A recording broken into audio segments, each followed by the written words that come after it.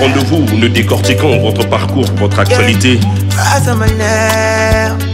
L'excellence, le succès et la réussite.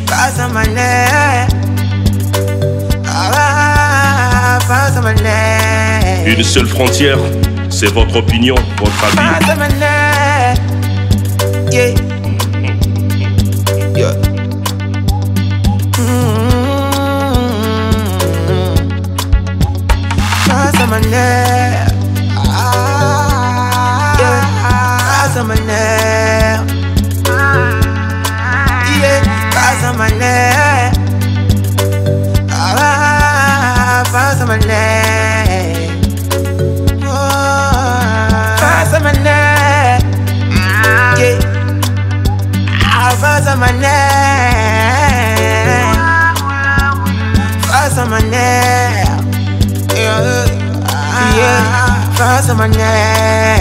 L'icône du 242.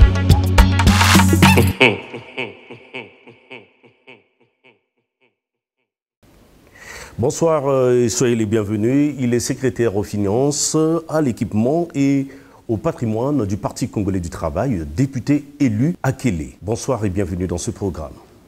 Bonsoir Mano Mané. Voilà, alors ça a été toujours un plaisir de vous avoir dans ce programme. C'est un plaisir partagé. Qu'est-ce que vous a marqué en suivant les médias ces derniers temps? Aujourd'hui, le monde est en bouillonnement, en mouvement. Il y a les changements climatiques par là, la guerre par-ci.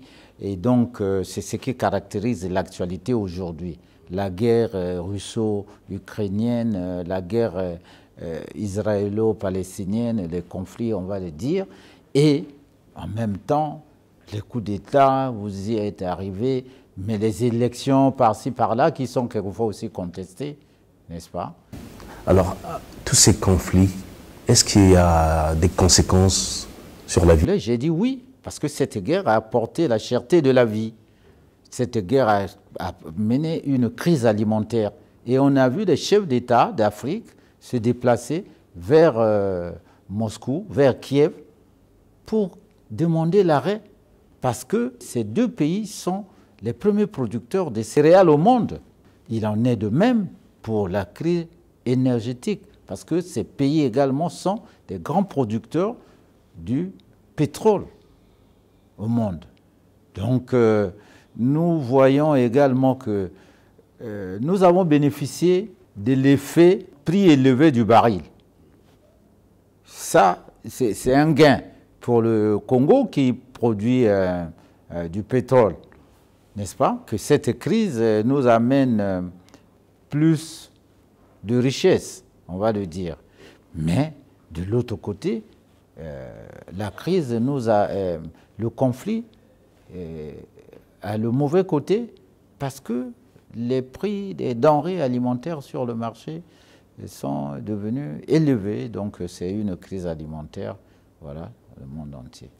Et il faut se dire que c'est une crise qui est arrivée juste à la sortie d'une autre qui a été sanitaire. Parce que le conflit, c'est aussitôt que nous sortons de la crise de Covid. Et vous avez vu même que c'est le conflit russo-ukrainien qui a mis fin à la Covid. Vous vous rappelez, on ne parlait même plus. Non, et vous êtes amené même à ne plus porter les masques. Les masques, parce que tout le monde se disait et suivait que Ukraine, Russie. Alors, et les coups d'État qu'on appelle, que d'aucuns appellent les coups d'État des colonels, ce qui s'est passé au Mali, au Burkina Faso, au Niger et récemment au Gabon, et certaines même presque appellent cela les transitions du Sahel. Par principe, un coup d'État est à condamner. Par principe? Oui, parce qu'aucune constitution au monde n'inscrit le coup d'État comme un mode d'accès au pouvoir. Donc, un coup d'État, c'est déjà un recul en termes de démocratie. Et pour un démocrate, je ne peux pas accepter les coups d'État. Ce n'est pas le mode par excellence pour arriver aux affaires. Que vous soyez colonel ou pas, un coup d'État, c'est proscrit. Et vous, comment vous interprétez cela? C'est vrai que c'est un recul pour la démocratie. Est-ce que ce n'est pas parce que les politiques ont échoué? Alors, si la raison parce que les politiques ont échoué, vous pensez que c'est parce que vous êtes venu par coup d'État que vous avez un balai magique pour trouver la solution? Est-ce que le coup d'État, c'est la solution à ce qui a échoué? Mais on peut passer aussi par les voies démocratiques pour y accéder au pouvoir. Est-ce que c'est un effet de mode? Je ne sais pas. On va essayer un peu d'écrire ça dans l'histoire. Parce qu'il faudra le regarder un peu avec le recul. Les coups d'État non plus ne sont pas d'aujourd'hui. Est-ce que les coups d'État, il y a de cela derrière nous? Est-ce que cela avait amené des progrès? Comme démocrate, je n'accepte pas la prise de pouvoir par les armes. Un coup d'État de nature, par principe, est proscrit. Parce qu'aucun pays ne l'inscrit dans sa constitution. Un coup d'État. Mais vous avez dit, c'est peut-être parce que les politiques ont échoué. Mais je dis, dans le passé, on n'a pas vu ceux qui sont arrivés par les coups d'État faire des miracles. Parce qu'ils n'ont pas aussi un balai magique. Ces coups d'État ont souvent des partisans qui agitent des drapeaux russes. Est-ce qu'il y a un message? Le message, de mon point de vue, c'est que ces partisans demandent la multipolarité du monde. Parce que le monde semble être un peu unipolaire. Si on n'agite pas le drapeau de la Russie, on va agiter le drapeau des États-Unis. Voyez-vous? Donc, ça dépend. Pour le moment, la plupart des coups d'État, on a vu justement le drapeau de la Russie être hissé, mais c'est un message. Je ne suis pas sûr que c'est parce que c'est la Russie qui a envoyé faire le coup d'État. Il faut qu'on se le dise, c'est le message qui est envoyé surtout aux anciens colonisateurs. Parce que ce n'est pas un message interne.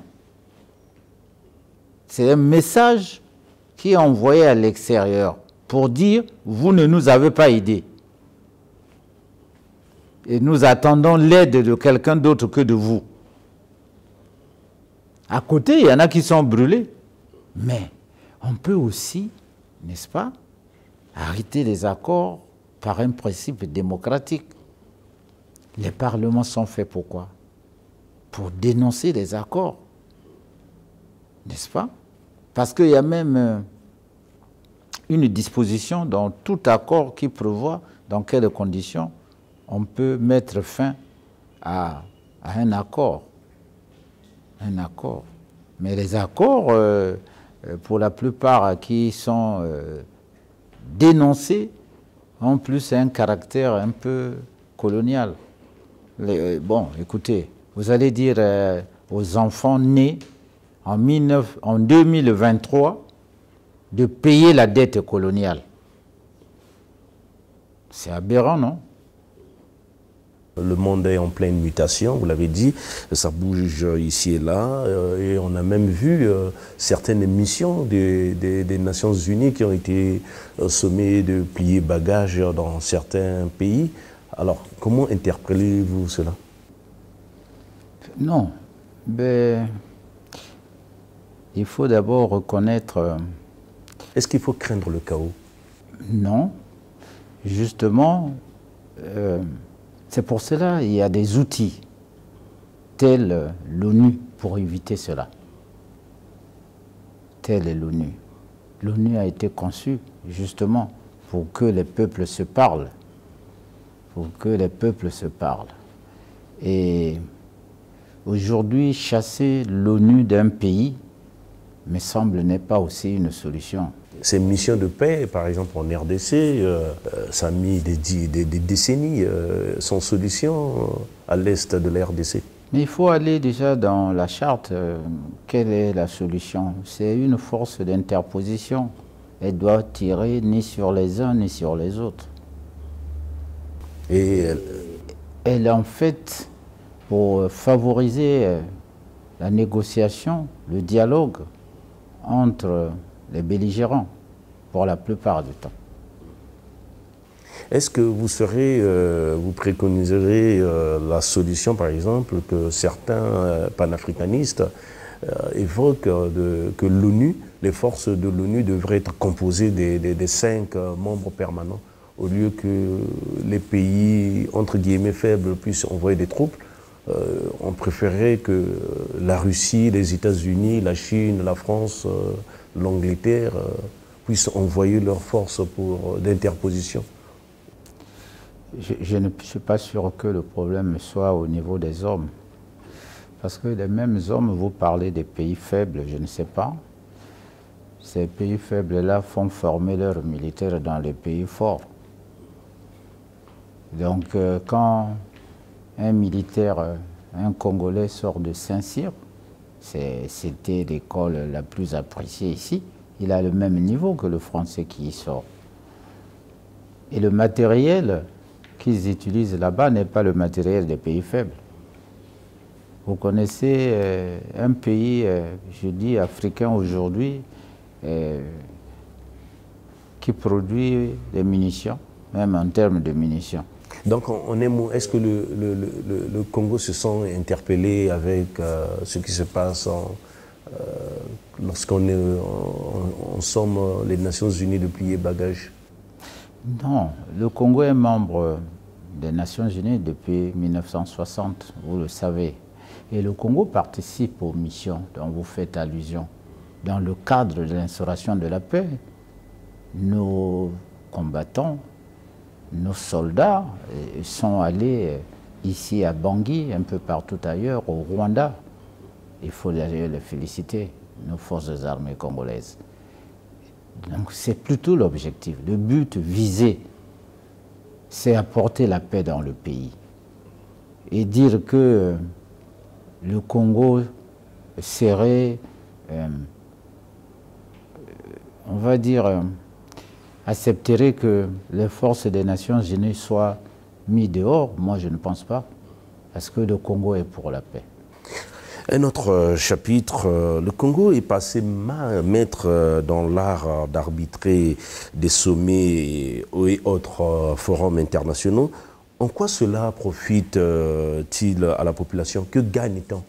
Que gagne le Congo en organisant les sommets? Et surtout que cela nous demande de l'argent. Alors, que gagne le Congo?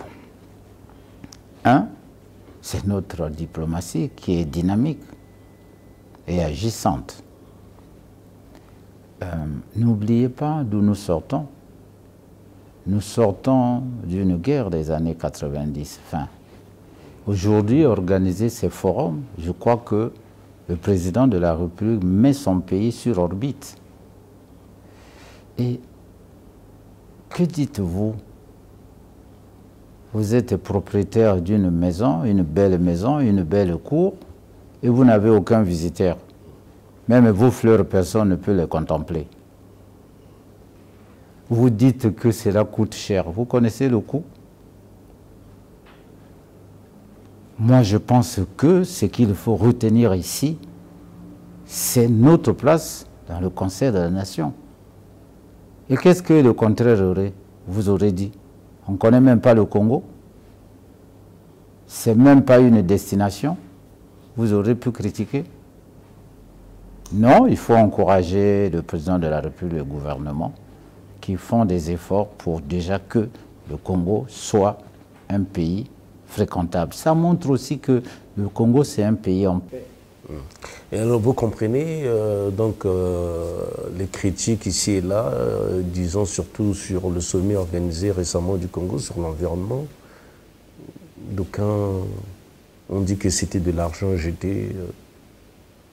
Alors, ça veut dire que la problématique n'était pas une. Il ne fallait pas. Vous dites bien, le sommet sur quoi?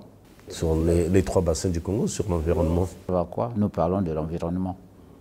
Et vous savez que notre président, ce n'est pas la propagande, c'est lui le champion en matière d'environnement, de climat.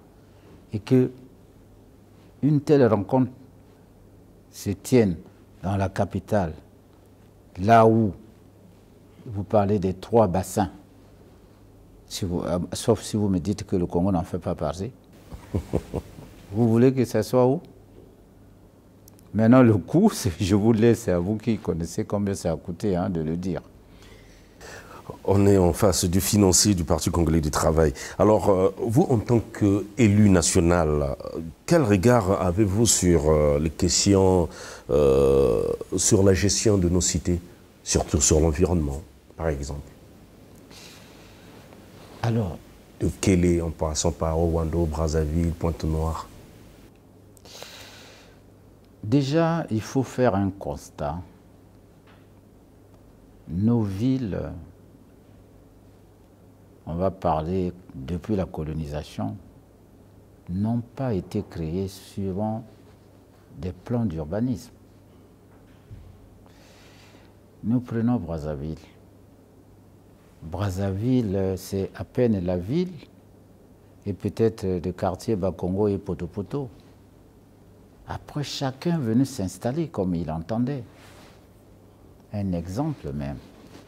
Vous ne voyez pas les populations occuper même le lit des rivières, la Tchémé.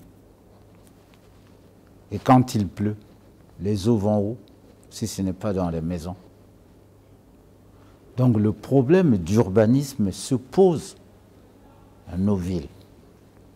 Et il me semble que le gouvernement prend cette problématique-là à bras-le-corps, puisqu'il y a des projets comme le DURCAP, où on est en train de paver des routes là, pour canaliser à un moment donné les eaux vers les lits des ruisseaux. Mais ça se passe, il faut être un peu patient. Gouverner, c'est prévenir. Est-ce que vous n'aviez pas mal jaugé de ce côté-là? Non, il faut aussi se dire que l'occupation anarchique, c'est aussi... Bon, c'est des... J'allais dire, c'est des... les erreurs, peut-être, si erreurs il y a, sont partagées. Alors, et sur les questions d'eau, d'électricité? La question d'eau... Et la canalisation, surtout des routes? Oui, je parle d'une manière générale de plan d'urbanisation de nos villes, qu'aujourd'hui, je suis en même temps parlementaire. Il y a, me semble, 4, sinon 5 ans que nous avons voté une loi sur le plan d'urbanisation de notre pays. Et donc, aujourd'hui, il y a des plans d'urbanisation, mais il faut le faire doucement parce que ces mêmes populations qui ont occupé, comme je l'ai dit tout à l'heure, les lits des ruisseaux, vous allez les mettre dehors, mais il faut leur trouver où? Ça sera donc une expropriation. Or, la Constitution dit que quand vous expropriez pour utilité publique, il faut payer le juste prix. Quand vont vous rappeler que le Congo, durant 10 ans, a connu ce qu'on appelle la municipalisation accélérée des programmes. Est-ce qu'il n'y avait pas lieu de... Surtout que Brazzaville, on a connu 2. Mais justement, c'est pour cela, je disais tantôt que le gouvernement ne sait pas croiser les mains. Le gouvernement travaille dessus. Vous-même, vous venez vous rappeler dans quel contexte? Même dans le contexte des municipalisations. Vous avez vu, la plupart de nos villes ont changé de visage. Mais en tout cas, moi, je peux parler de la ville d'Evo, que je connais mieux. Si je compare Evo avant la municipalisation, c'est le jour et la nuit. N'est-ce pas? Et il est prévu un plan avec des canalisations, n'est-ce pas? Mais moi, je dis que nous avons hérité des villes coloniales sans plan. Les Blancs ont eu juste à aménager là où ils habitaient. Le reste des quartiers, c'était des indigènes. Ça fait beaucoup d'années. Alors, entre nous, honorables, On peut en débattre. lorsqu'il pleut, est-ce que vous aussi, vous êtes paniqué comme la population? Mais vous avez oublié aussi un phénomène. Finalement, vous m'avez posé votre première question. Qu'est-ce que vous suivez sur les médias? Moi, je vous ai dit les changements climatiques. Vous n'en pensez pas? Vous ne pensez pas que là aussi, c'est une raison? Là aussi, c'est une cause? Vous voyez comment maintenant la pluviosité, comment lorsqu'il pleut abondamment, n'est-ce pas? Peut-être que ce n'était pas le cas hier. Et c'est ça justement ce pourquoi on organise des sommets ici à Brazzaville. Comment lutter contre cet état de choses. Est-ce que sur ces sujets, en tant qu'élu national, il vous arrive d'interpeller sur ces sujets? Ah oui, vous ne suivez pas les débats avec questions avec le gouvernement. Il y a des députés qui posent des questions comment faire face aux érosions par-ci, par-là, à Pointe-Noire, à Brazzaville et autres. Et j'ai parlé du climat, des changements climatiques qui sont aussi une cause. Vous savez, aujourd'hui il pleut, il y a des érosions, n'est-ce pas? Déplacement des terres. On ne peut rien faire pour un gouvernement, même si vous avez les moyens. Pourquoi? Parce qu'au même moment où vous êtes en train de le faire, il pleut. Donc il faut... Mais c'est ça, il faut attendre une période bien... On ne connaît plus laquelle. Vous ne vivez pas ça comme moi? Il n'y a que le gouvernement qu'il faut accuser. Bon, il y a toute une saison sèche. Mais vous voyez qu'on ne sait plus quand elle commence et quand elle s'arrête. En tout cas, vous êtes d'accord avec moi, j'ai compris. Ils vont apprécier ceux qui nous regardent. Alors, on va changer de chapitre. Vous êtes membre du Parti congolais du travail, parti au pouvoir en République du Congo. À quand remonte votre adhésion au PCT? Bon, vous savez que le PCT a fait une mutation. Hein. Avant, le PCT était un parti d'avant-garde. Parti unique? Non, oui, en même temps parti unique, mais d'avant-garde, ça veut dire l'entrée était vraiment sélectionnée. Et aujourd'hui, le PCT est devenu un parti de masse. Moi, je suis au PCT depuis 84, des années 1980. Directement PCT ou l'UGC des mouvements? J'ai commencé naturellement par les mouvements juvéniles. C'était le creuset. Hein. Y a-t-il des raisons qui vous ont poussé à adhérer? Mais l'adhésion à un parti est individuelle. Qu'est-ce qui motivait, par exemple, le jeune Thierry Aubier à militer au PCT? C'est un grand parti. Et puis c'est un parti avec des principes.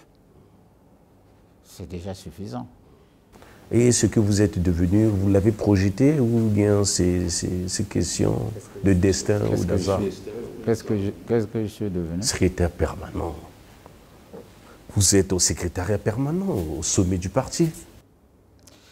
Oui, je suis au sommet, ça il faut le reconnaître. Mais ça c'est la confiance parce que ce n'est pas une nomination. C'est une élection. Donc vous avez mérité? J'ai été élu. Ah, d'accord. Et depuis décembre 2019, vous êtes secrétaire aux finances, à l'équipement et au patrimoine du Parti congolais du travail. Alors, Thierry Aubier est souvent catalogué comme un pédagogue, celui qui aime transmettre. Alors, quel enseignement que vous transmettez à cette jeunesse qui bouillonne de venir à l'hémicycle? Bon, je transmets déjà le dynamisme. Je transmets ma pratique, à savoir ma proximité avec mes mandants. Je suis proche de mes électeurs et en même temps, je transmets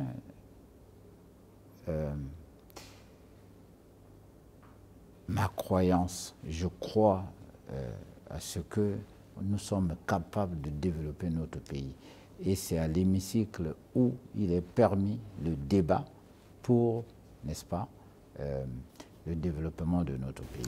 Qu'est-ce que vous cachez à l'Assemblée? Pourquoi ces jeunes bouillonnent d'envie? Tout le monde veut être député. Qu'est-ce qu'il y a au Parlement? Mais je pense que il faut les encourager. Il vaut mieux bouillonner l'envie d'aller au Parlement que de faire un coup d'État. Il pouvait être aussi brillant homme d'affaires comme Thierry Obié aussi. Oui, mais qui vous a dit qu'ils ne le sont pas? Ce n'est pas incompatible. On peut être à la fois parlementaire, homme d'affaires, et je ne sais pas... Tout le monde n'a pas des étangs, tout le monde n'a pas ne fait pas l'agriculture chez lui, tout le monde ne fait pas d'élevage comme Thierry Obié chez lui, tout le monde ne construit pas les ponts, les routes, les écoles chez lui, comme Thierry Obié. Vous voulez parler de ces jeunes que vous trouvez ambitieux? Mais justement, s'ils bouillonnent, c'est parce qu'ils veulent faire ce que nous faisons. Il me semble que, bon, essayez un peu de balader votre micro.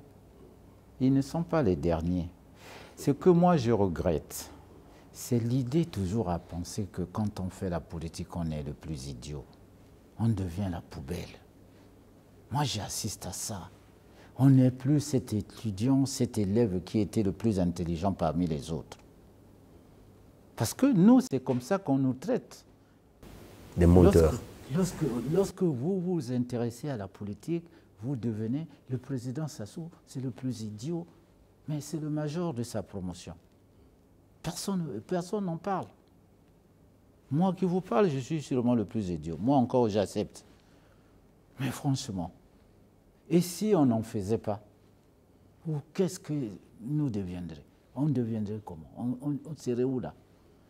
Non, il faut dire que la politique, c'est noble. Est-ce que ce n'est pas parce que les intellectuels au Congo n'agissent pas lorsqu'ils sont au pouvoir, lorsqu'ils sont en politique? Comment un intellectuel, il est fait pour faire avancer la société par les idées. Et lorsque ces idées... il devait agir comment?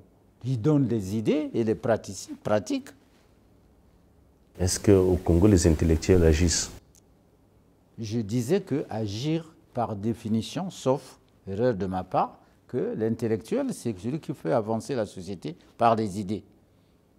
Bon, s'ils donnent des idées, ce n'est pas à eux de les mettre en pratique. Et les politiques les mettent en pratique. Non?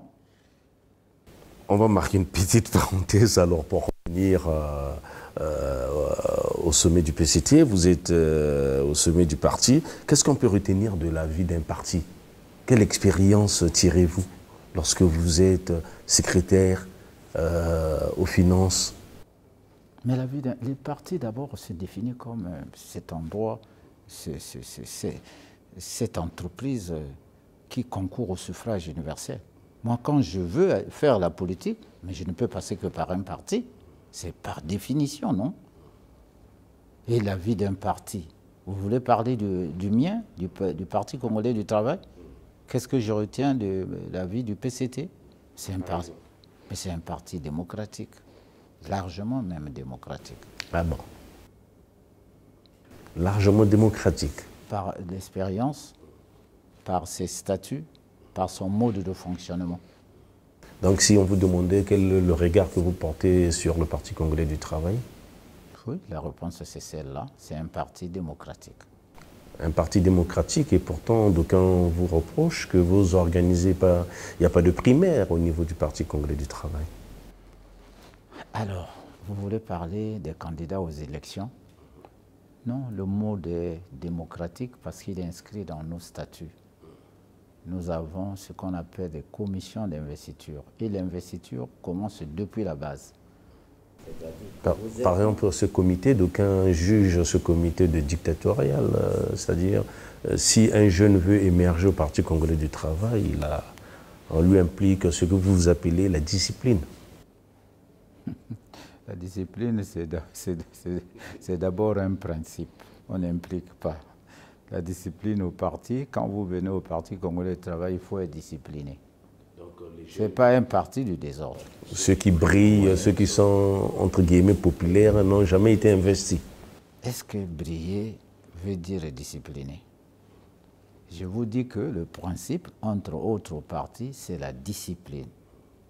et le respect des principes. Donc, vous me dites que ce parti brime les jeunes, alors que de l'autre côté, vous venez de me dire que nous avons des jeunes bouillants qui sont même à l'hémicycle. Ceux que vous voyez là, ce sont des jeunes qui ont été élus sous le label Parti congolais du travail. Donc le Parti congolais du travail, c'est même celui qui fait la promotion de la jeunesse.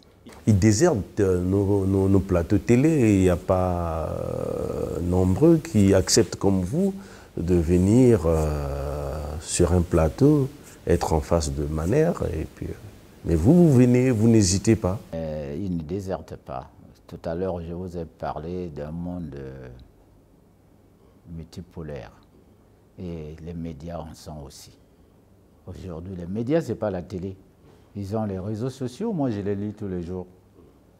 Vous, vous êtes resté dans les médias un peu traditionnels. Non, il y a des extensions sur les réseaux sociaux. Ben et oui, notamment, non, moi je dis qu'eux, ici, ne sont pas sur vos plateaux, mais je les vois sur les médias. Et aujourd'hui, c'est même ce qui fait que, avec cette multipolarité, que l'information soit maintenant va plus loin. Vous savez, on était habitué à ces médias traditionnels, il faut être devant la télé et tout. Maintenant, je pense, ces jeunes-là, on les trouve ailleurs. Alors, Tcheroubier, est-ce que le PCT n'a pas échoué dans sa gestion? Non. Bon, ça dépend de l'appréciation. Je dis, comme si on était à l'école, on dit qu'on a échoué quand on est arrivé à la fin de l'année, non? Est-ce que le PCT a échoué parce qu'il a fini? Et vous-même m'avez dit que le plan sur lequel le président a été élu, c'est la marche vers le développement. Alors, et allons plus loin ensemble. Non, le PCT travaille, mais le PCT n'a pas tout fait. Le PCT est en train de travailler. Ça dépend de quel côté on est pour apprécier le travail fait par le PCT. Et tout à l'heure, je disais que le programme sur lequel le président a été élu a été transformé en programme national de développement comme donc programme du gouvernement. Jusque-là, rien n'a été fait. Alors, je vous ai posé, je ne pose pas de questions, c'est moi qui réponds. Je dis, le PND a des piliers. Vous avez pris quel pilier qui n'est pas fait? Et si nous allons dans les infrastructures, vous dites qu'on n'a pas fait les routes. Vous allez sur le programme même de l'eau pour tous, parce que vous avez parlé tout à l'heure de l'eau. L'eau, l'électricité, si vous allez dans les quartiers, moi ça fait 5 jours que je n'ai pas de l'eau chez moi. Ici peut-être qu'il y a l'électricité, mais dans nos cités, le courant, il y a à chaque fois des coupures ici et là, et c'est récurrent. Le problème de l'homme, c'est récurrent aussi, comme vous le dites, c'est que on ne parle jamais d'un train qui arrive à l'heure. On parle que d'un train qui arrive en retard. Voyez-vous, en même temps, ce n'est pas ce que nous cherchons aussi. Le PCT, le gouvernement ne veut pas seulement que vous félicitiez, mais au moins que vous acceptiez que nous venons d'où? Nous allons où? Nous sommes partis de 1997 où toutes ces infrastructures avaient été détruites. Nous sommes partis de 1997 où on peut imaginer quelle a été, n'est-ce pas, la puissance, je ne sais pas, en kilowatts de consommation que produisait notre pays. Mais aujourd'hui, en 20 ans, Mais on peut aussi regarder qu'est-ce qu'on a fait. Nous avons déjà, à l'actif de ce gouvernement, du président, 3 barrages. Qui ne fonctionnent pas comme tels. Mais nous vous avons dit à un moment donné que même ces barrages-là subissent les effets néfastes du climat. Du changement climatique. Du changement climatique, n'est-ce pas? C'est pas... Est-ce qu'on a construit un barrage pour qu'il ne fonctionne pas? Donc en un mot, on ne peut pas dire que le PCT a échoué parce que vous n'avez pas encore fini. Non seulement qu'on n'a pas fini. Mano Maner, vous êtes d'un âge où vous pouvez vous imaginer comme moi que personne un jour ne pouvait quitter Pointe-Noire pour arriver à Ntam le même jour. Est-ce que vous savez que c'est possible? Vous connaissez là où se trouve Ntam et Pointe-Noire? C'était imaginable. N'est-ce pas? Ça se fait. Ne pas avoir tout fait ne veut pas dire qu'on n'a pas fait. Je crois que c'est ça que dit le président. Donc, acceptons que beaucoup reste à faire. Beaucoup reste à faire. Alors, Thierry Obié, membre du comité central du Parti congolais du travail, secrétaire permanent en charge des finances, de l'équipement et du patrimoine, est-ce que vos électeurs sont-ils conscients de ce que vous êtes, ce que vous représentez? Que Thierry Obié est parmi les décideurs. Est-ce que vos électeurs sont conscients de cela? Vous êtes là où se concocte... Je disais que cela allait de soi, et le fait que je sois déjà sur votre plateau, qu'ils me voient parler, vous m'avez dit qui j'étais, ils ont suivi. Mais je crois que le plus important n'est pas celui-là. Le plus important, ce n'est pas avoir un fils dans un parti qui décide. Est-ce que ce fils est proche de nous? La question, me semble. Est-ce que les populations de Kélé vous reconnaissent comme vraiment leur fils? J'ai dit oui, parce que c'est elles qui m'élisent comme leur député.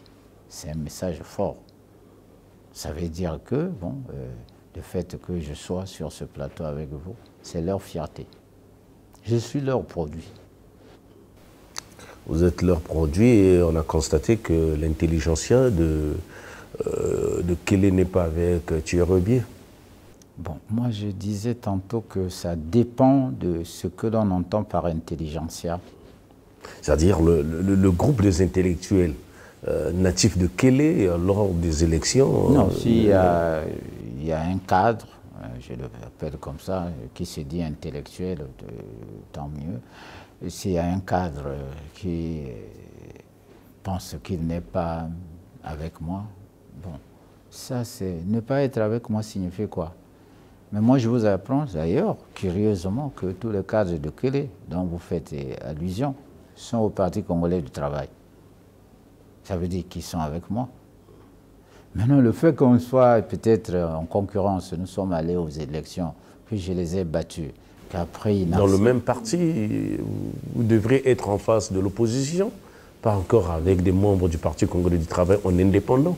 Mais voilà pourquoi moi je vous dis qu'il n'y a pas d'opposition là-bas à Kélé. Je n'ai pas vu un candidat de l'UPADS là-bas. J'ai vu des gens qui ont été indisciplinés, n'est-ce pas, n'ont pas accepté la discipline du parti et qui se sont présentés en indépendants. Alors, selon vous, pourquoi ce groupe, ou je ne sais pas, ce petit groupe que vous nommez pas réellement, pourquoi selon vous, ils ne sont pas avec vous? Mais j'ai dit que nous n'avons pas de problème dès lors que nous sommes dans un même parti. Donc ils n'ont pas de problème. Je n'ai pas de problème. Je n'ai pas de problème. Chacun arrive et le choix est fait est opéré par les électeurs, déjà par le parti. Hein, le parti. Mais de mon point de vue, je pense qu'il n'y a aucun problème. Moi, je considère et je respecte tous mes frères. Vous me faites dire peut-être ce que je ne connais pas, qu'ils sont contre moi. Merci de l'information. Mais pour moi, ce sont mes frères avec qui nous sommes appelés à construire ce que nous avons de commun. Donc, alors, il y a toujours des problèmes en amont, avant chaque élection à Kélé. Il y a toujours des polémiques, il y a toujours des bagarres, des disputes. Et après, il y a toujours des contentieux. Certes, au finish, vous êtes toujours le vainqueur. Alors, pourquoi ce spectacle? Mano Maner, des élections, c'est comme vous l'appelez ce spectacle, il est donc spectacle des élections. Mais on en a vu même dans des grandes démocraties, aux États-Unis. Vous n'avez pas vu le président Trump avec Biden? On n'était pas à Kélé. Au finish, il y a quelqu'un qui est élu. Et c'est ce que vous dites. Au finish, il y a toujours quelqu'un. Donc les problèmes à Kélé, ce n'est pas que Kélé. Les problèmes des élections, c'est partout. Au finish, il y a toujours un élu. Et à Kélé, au finish, c'est Obié qui est élu. Est-ce que c'est par la faute d'Obié qu'il y a eu des fautes? Non. Ou bien de ceux-là qui n'ont pas été élus. C'est le système des élections, c'est comme ça. Chacun veut gagner. Malheureusement, pour ceux qui ne le sont pas encore jusqu'à aujourd'hui, bon, moi je dis, il faut attendre la prochaine élection. Et que répondez-vous à ceux qui pensent pourquoi c'est toujours Obié? Est-ce que le problème, c'est pas Obié député, Obié businessman, Obié secrétaire permanent, Obié au sommet du parti, Obié candidat au PCT, à Kélé, les affaires c'est lui, il n'y a que lui qu'on parle, à Kélé. Est-ce que Obié n'est pas de trop? Quand on parle d'Obié, je pense que on parle de ma proximité avec les électeurs. Quand on parle d'Obié à Kélé, on parle d'Obié soucieux de sa jeunesse. On parle d'Obié à Kélé parce que, en attendant, il pose les balises du développement. En attendant que le gouvernement donne des moyens. Une école qui a un mur en lambeaux, le gouvernement est loin, ici à Brazzaville. Mais Obié est le premier à être, c'est pour cela que je parle de balises. Obié est le premier à être là. Et comment ne pas parler de cette personne-là? Et moi, je pense qu'on peut parler aussi d'autres frères, pourvu qu'eux aussi posent les balises. Eux aussi viennent, n'est-ce pas, en aide. Vous savez, le gouvernement vient de faire voter par le Parlement une loi, et je le félicite, Camus, la Caisse d'assurance maladie mutuelle universelle. C'est ce qu'on va appeler chez nous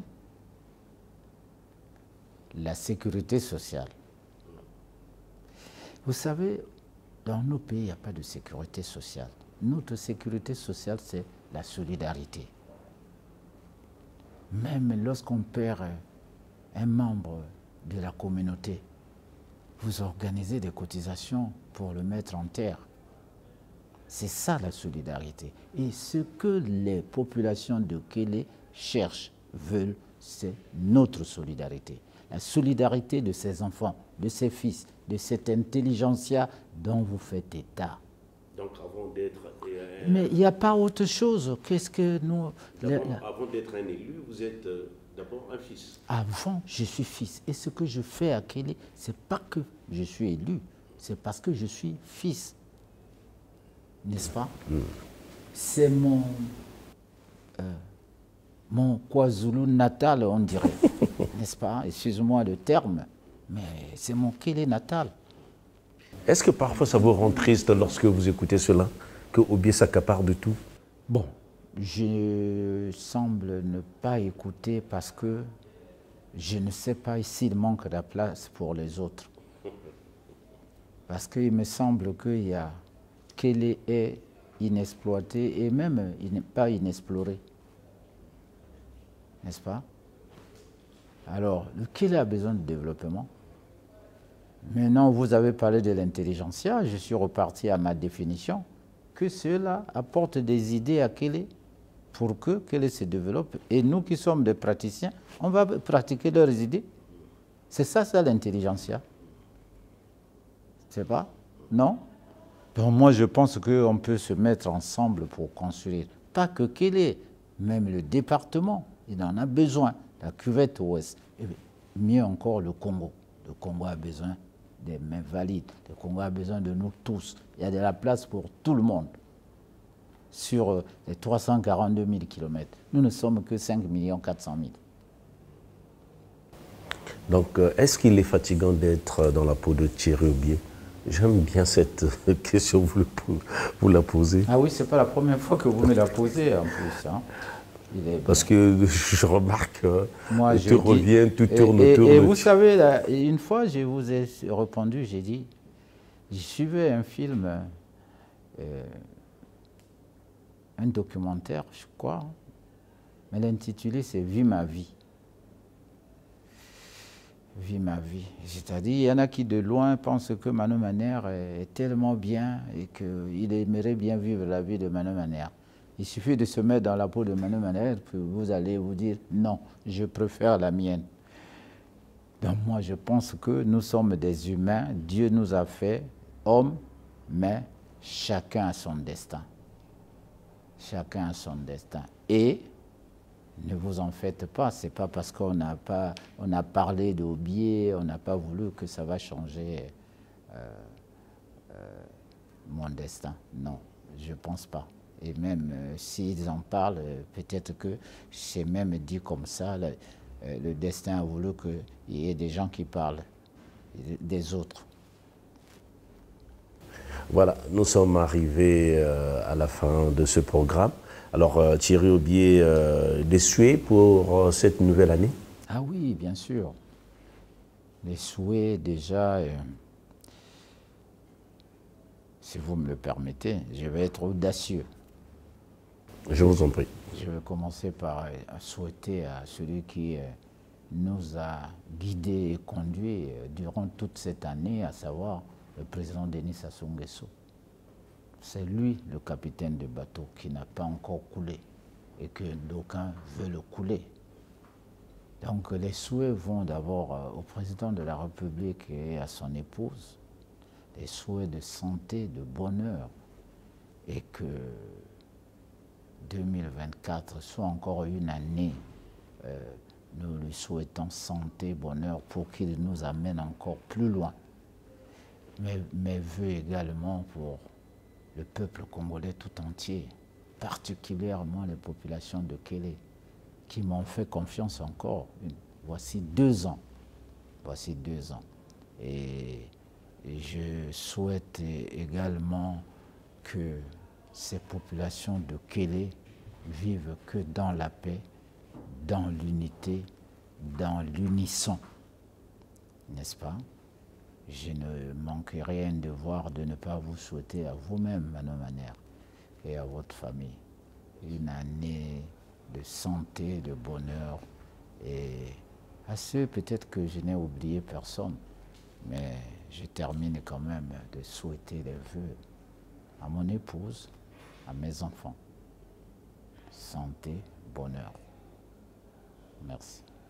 Voilà, nous sommes arrivés à la fin de ce programme. Merci à l'honorable Thierry Aubié qui nous a reçus dans son bureau. Merci à tous ceux qui nous regardent et on se retrouve à la prochaine occasion, peut-être à Kélé un jour.